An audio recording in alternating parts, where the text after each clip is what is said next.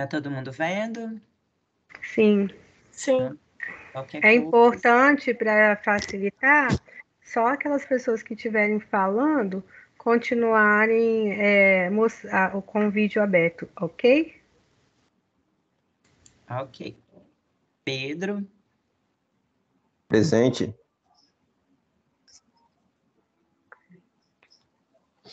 pode abrir o seu vídeo que aí eu vou te acompanhando, tá bem? Gente, boa noite. Orientações nutricionais na gestação e lactação.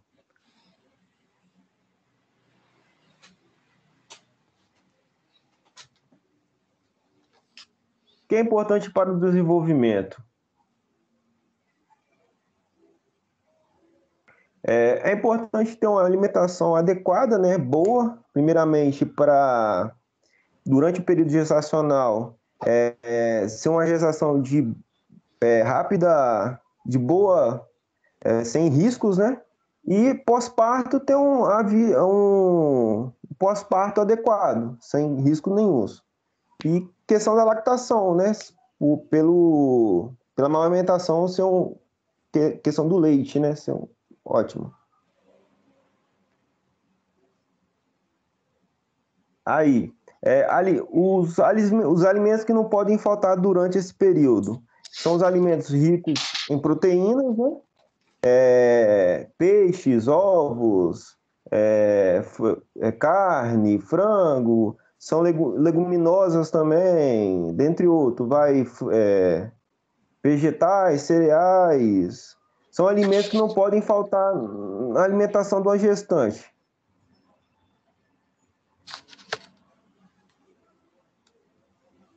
A alimentação da gestante, elas têm que ser particularmente rica em proteínas e diversos. Mas a proteína em si, ela é importante para o crescimento da placenta, a formação da placenta e o crescimento do bebê.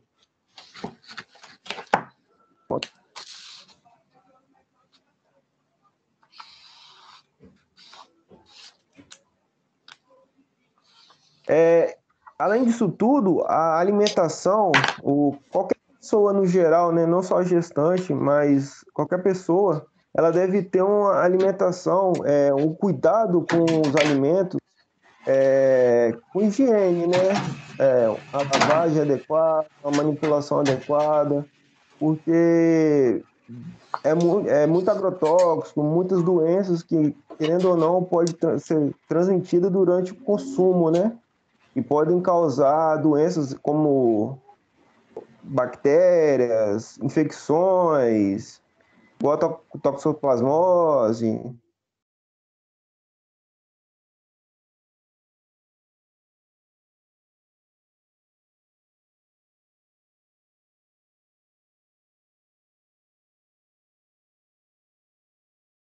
Falando um pouquinho agora dessa parte de náuseas, vômitos e cialorreia, sabemos que na gestação é um período do ciclo feminino em que a mulher passa por diversas mudanças físicas e emocionais.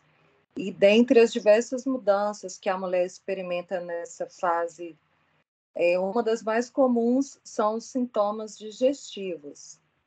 Essa gestante ela pode apresentar náuseas, vômitos, e alguns desses sintomas eles ocorrem por questões hormonais produzidas pela placenta, que provocam relaxamento dessa musculatura do tubo digestivo, o que torna a passagem do alimento mais demorada, tornando a gestante sentindo um pouco mais de enjoo. E outros por questões mecânicas para a manutenção dessa própria gestação. Em certos casos, a mulher também ela tem excesso de saliva, que faz até parte, né, com essa náusea, que é chamada de pitialismo ou cialorreia. Esse excesso da saliva na gravidez, ela está normalmente relacionada com essa presença de náuseas e vômitos. Esses enjoos e vômitos, eles são extremamente comuns no primeiro trimestre, sendo que nos 3/4 de todas as gestantes terão esse sintoma. Por volta da 20ª semana, a salivação em excesso, assim como enjoos e vômitos, tem a tendência a desaparecer na maior parte das grávidas, embora algumas possam sofrer desse excesso até o final da gravidez. A náusea e o vômito é muito comum pela manhã ou quando a mulher fica longos períodos em jejum. Algumas gestantes podem desenvolver um quadro mais grave, chamado de hiperêmese gravídica, caracterizado por essas náuseas e vômitos prolongados e incoercíveis que ocasionam a desidratação, distúrbios hidroeletrolíticos e perda de peso significativa. E algumas orientações para poder estar amenizando os sintomas das gestantes ter uma alimentação mais frequente, fazer realização da ceia, consumo de alimentos a temperatura mais fria, consumo hídrico adequado, evitando assim a desidratação, alimentação fracionada, 6 refeições leves em quantidades durante o dia, pequenas. Evitar frituras, gorduras, alimentos com cheiros fortes ou desagradáveis. Evitar líquidos durante as refeições, dando preferência à ingestão nos intervalos. Ingerir alimentos sólidos antes de levantar-se pela manhã. Ingerir suco de limão, pois ajuda a controlar a náusea. Comer lentamente, mastigar bem os alimentos. Evitar alimentos pesados, de difícil digestão. Comer fruta seca. Essas são algumas das orientações para estar ajudando a minimizar esses sintomas.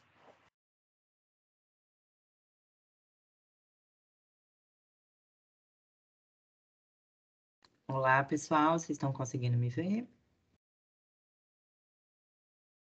Ver e ouvir. E ouvir? Tudo bem. Agora eu vou falar dos problemas na gestação, que a gente conhece, que são diabetes e hipertensão, são um dos problemas que nós podemos ter durante a gestação, né? E durante a gravidez, para permitir o desenvolvimento do bebê, a mulher passa por mudanças em seu equilíbrio hormonal, né? A mulher passa por mudanças no corpo inteiro de forma geral, né?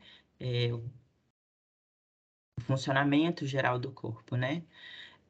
A placenta, por exemplo, é uma fonte importante de hormônios que reduzem a ação da insulina responsável pela captação e utilização da glicose pelo corpo, né? O pâncreas, consequentemente, aumenta a produção de insulina para compensar este quadro, né, do excesso. E aí, em algumas mulheres, entretanto, né, esse processo não ocorre. E elas desenvolvem um quadro de diabetes gestacional caracterizado pelo aumento do nível de glicose no sangue, né?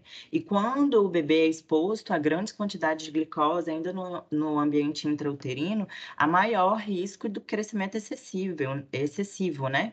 Que é chamada macrosomia fetal. E, consequentemente, partos traumáticos e casos de hipoglicemia neonatal e até de diabetes na vida adulta, né? Dessa criança. Como identificar que a gestante está com diabetes, né? Possa estar com diabetes, né? O diabetes gestacional pode ocorrer em qualquer mulher e nem sempre os sintomas são identificáveis. Por isso, recomenda-se que todas as gestantes pesquisem, né? A partir da 24ª semana de gravidez, que é geralmente no início do 6º mês, né? Como está a glicose em jejum, que é um teste feito muito comumente durante a gestação, né? E mais importante ainda, a glicemia após o estímulo da ingestão dessa glicose, o chamado teste oral de tolerância à glicose. É muito comum as gestantes fazerem esse exame.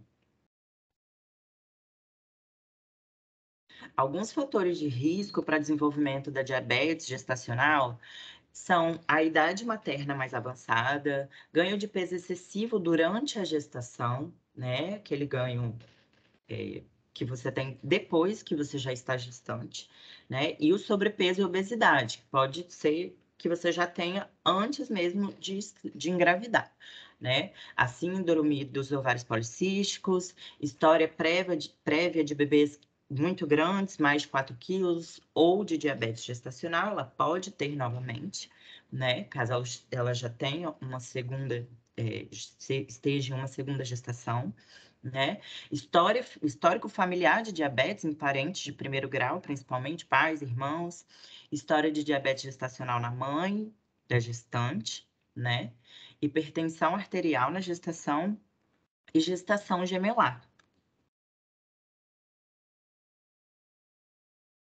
Alguns sintomas do diabetes, né, são bem comuns, que a gente já conhece, tanto na gestação e também para quem não é gestante, que é a sede constante, vontade frequente de urinar, muito cansaço, né? Quem não é gestante apresenta outros mais sintomas, mas na gestação comumente são esses.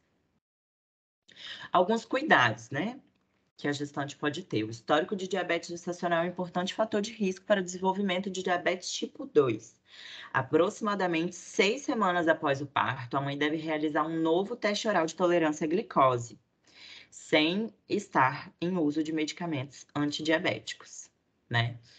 É importante, né, ela estar fazendo esse acompanhamento após o bebê nascer, para saber como que vai estar o estado geral do corpo dela, se essa diabetes permanece, se ela se desenvolve, como tá, né, o geral do corpo dessa mulher no puerpério, né? Uma ótima notícia é que o aleitamento materno pode reduzir o risco de desenvolvimento de diabetes após o parto. A alimentação balanceada e a prática regular de atividade física complementam essa fórmula infalível. E agora a gente vai falar sobre a hipertensão, né? A hipertensão na gravidez é caracterizada pelo aumento da pressão arterial, que ocorre geralmente a partir da 20ª semana de gestação, e que, se não controlada adequadamente, pode comprometer a saúde da mãe e também do bebê. São consideradas hipertensas mulheres com valores de pressão arterial acima de 140 por 90. Perdão. As causas da hipertensão na verdade, ela é uma condição multifatorial, né? Isso quer dizer que não há uma única causa para esse quadro, e diversos fatores influenciam para o aparecimento dessa condição. O que se sabe é que adotar uma alimentação ruim, desequilibrada, pobre em nutrientes essenciais, bem como fatores de sedentarismo, estresse, pode influenciar no aparecimento da doença. A associação também do surgimento do caso de hipertensão gestacional nas mulheres que engravidam com uma idade mais avançada, podendo ter maiores chances de desenvolver hipertensão na gravidez. Por sua vez, a pré-eclâmpsia, que é um dos tipos, né, de hipertensão, aparece com mais frequência nas mulheres que estão na sua primeira gravidez ou em gestação com mais de um bebê ao mesmo tempo, né? A gente pode perceber que existem riscos maiores nas mulheres que têm uma gestação gemelar, de ter diabetes, hipertensão, né? A classificação das doenças hipertensivas durante a gestação são divididas em 4 tipos, que é a hipertensão crônica, que é caracterizada pelo quadro de hipertensão diagnosticado antes da 20ª semana de gestação. Ou seja, tudo indica que provavelmente essa gestante já tinha essa condição antes da gestação, né? E tem a pré-eclâmpsia e eclâmpsia, né, que é muito comum e a gente conhece bastante. A pré-eclâmpsia se caracteriza pelo aumento da pressão arterial após a 20ª semana de gestação. Esse quadro vem acompanhado de perda de proteínas pela urina, né, que é chamada de proteinúria. Essa é a principal causa de morte materna e perinatal nos países em desenvolvimento.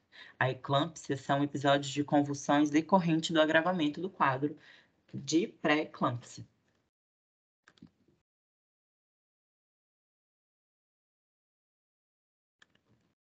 Pré-eclâmpsia combinada à hipertensão crônica.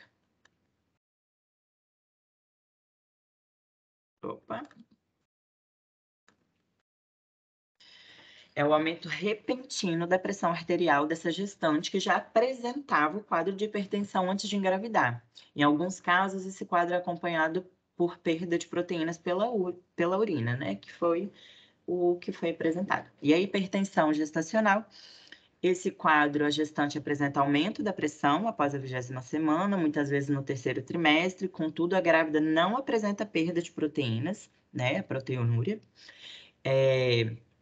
Ou qualquer outro sintoma que possa indicar a pré-eclâmpsia. Geralmente o problema desaparece entre a primeira e a 2ª semana após o parto. Porém, se isso não acontecer, em até 12 semanas, a mulher passa a ser considerada hipertensa crônica.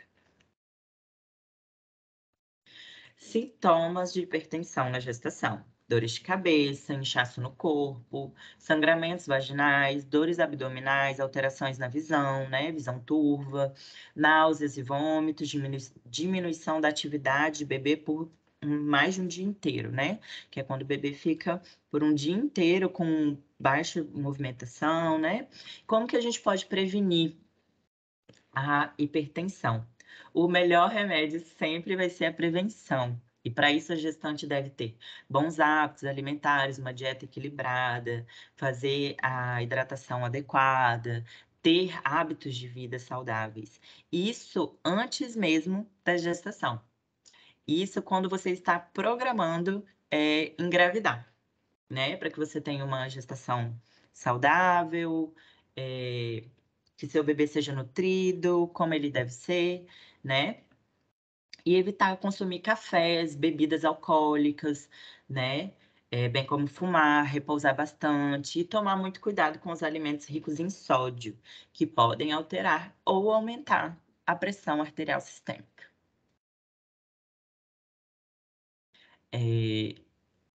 Agora a gente vai passar a vez para o nosso colega.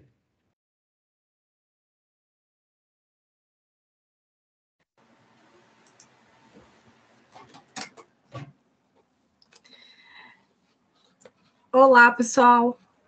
Tá me ouvindo? Sim, te vendo também. Então tá bom. Então, nutrientes importantes na lactação. Pode passar, Letícia.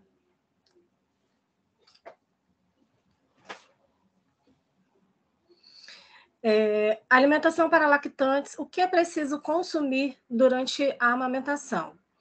A gravidez é uma fase que exige muitos cuidados com a alimentação, né? Afinal, esse período, o bebê ele precisa de nutrientes importantes para o seu crescimento e formação. E nesse período, muita gente não sabe que na gravidez e na amamentação, quer dizer, não precisa de... Ai, desculpa, gente, estou nervosa. Nesse período, a alimentação é apropriada para o período da amamentação. Então, ou seja, a mãe ela precisa ter vários cuidados, né, durante o período da amamentação e também da gestação. Durante os primeiros 6 meses de vida do bebê, o leite materno é o único alimento que deva receber, nada de frutas, sucos, papinhas e nem mesmo água. Então, a mãe ela precisa ter uma alimentação completa e equilibrada para que o bebê possa estar assegurado de uma alimentação com leite produzido, seja saudável, bem nutriente para o bebê. Nesse período, a alimentação influencia muito na qualidade do leite materno. Então, a mãe ela precisa buscar uma alimentação equilibrada, com diversas frutas, legumes e verduras. E água também, precisa se hidratar bastante. Frutas, legumes e verduras fornecem hidratação, por conta de muita água, né? São fontes importantes de vitaminas e minerais que auxiliam a mãe a manter um funcionamento adequado da função intestinal.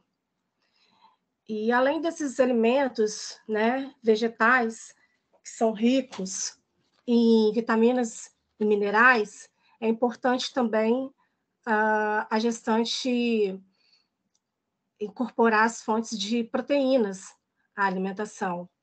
Proteínas como carne, ovos,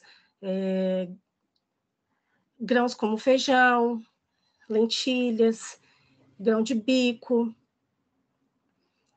para o desenvolvimento do bebê e da mãe. E também, né, que a mãe tem uma alimentação que passa por um período, né, importante na integridade óssea do bebê.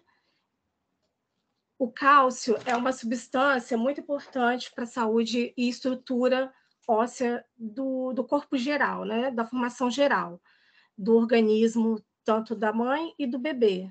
Laticínios e sementes, como gergelim, girassol, abóbora, também são bem importantes. E para a saúde da mãe e do bebê, outra substância que não pode faltar é o ômega 3. Né? A suplementação presente na maior parte dos peixes, das castanhas, nozes, amêndoas, e é uma substância fundamental para o sistema nervoso e cardiovascular. O consumo de ômega 3, ele também pode ser feito através de alimentos como linhaça, sardinha, ou até mesmo uma suplementação que possa ajudar o desenvolvimento ocular e do cérebro do bebê. E para finalizar nessa parte de alimentação, destacamos a importância dos alimentos integrais, né, que são ricos em fibras e nutrientes que dão energia para o bebê, né? Acabam dando mais energia e importante para a mãe também, né? E é isso. Pode passar, Letícia. Você quer falar sobre o consumo de água? Sim, o consumo de água, pelo menos 2 litros de água, né? E além de outras bebidas saudáveis durante o dia, consumindo menos açúcar, produtos industrializados.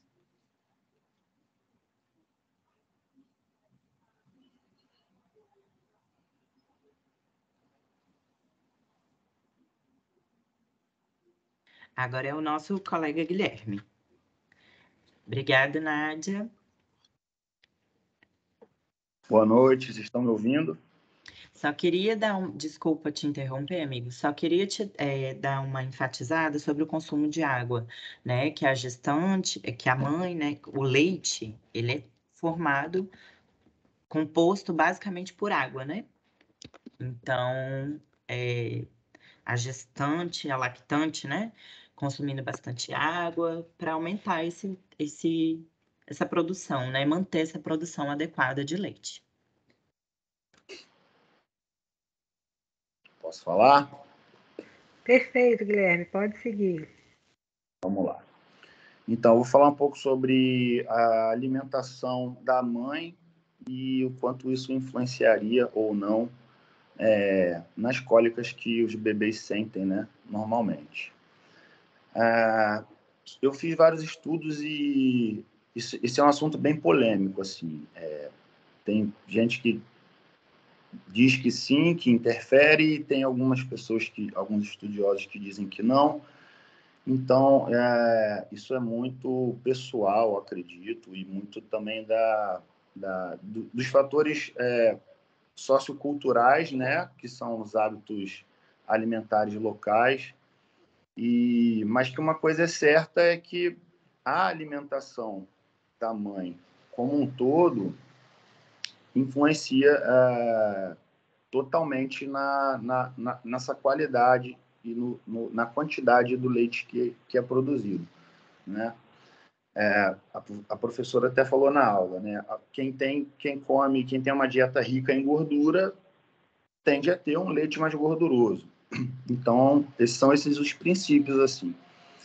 Agora, engraçado que a Nádia falou agora há pouco sobre os alimentos que devem ser incluídos, e nos meus estudos eu vi que fizeram um apanhado sobre os alimentos que são mais evitados.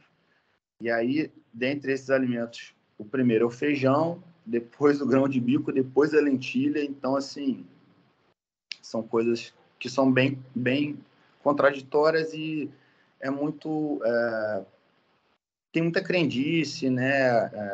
A verdade é que a mãe, a lactante, ela escuta muitas pessoas falarem, né? Então, porque o pai falou que deu certo, a mãe falou que deu certo. Então, tem muitas informações desencontradas, né?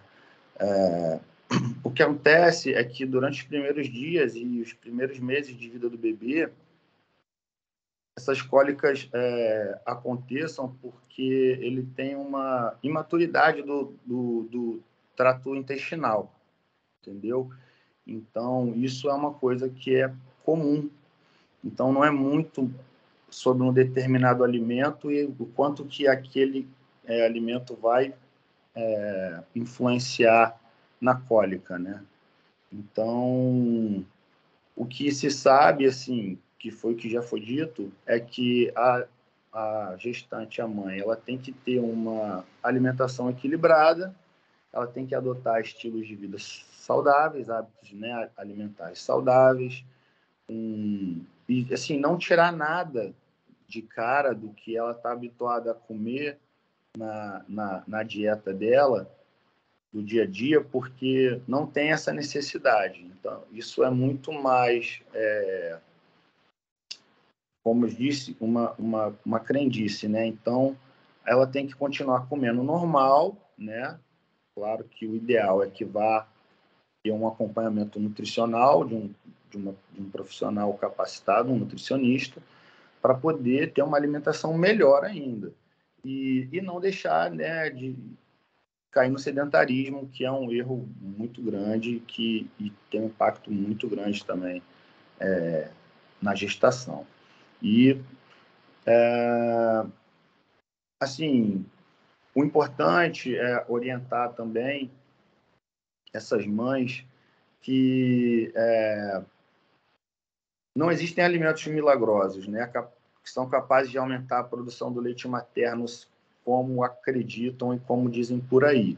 E que a melhor forma de produzir mais leite é deixando a criança mamar a livre demanda. E quanto mais ela mamar, consequentemente, aquela mãe vai produzir mais leite. E como a Letícia bem falou, que é importantíssimo, essa mãe tem que beber muita água, porque é o substrato acho que é a matéria-prima para a produção do leite, né? Então, é isso. Sobre a minha parte, é isso, professor.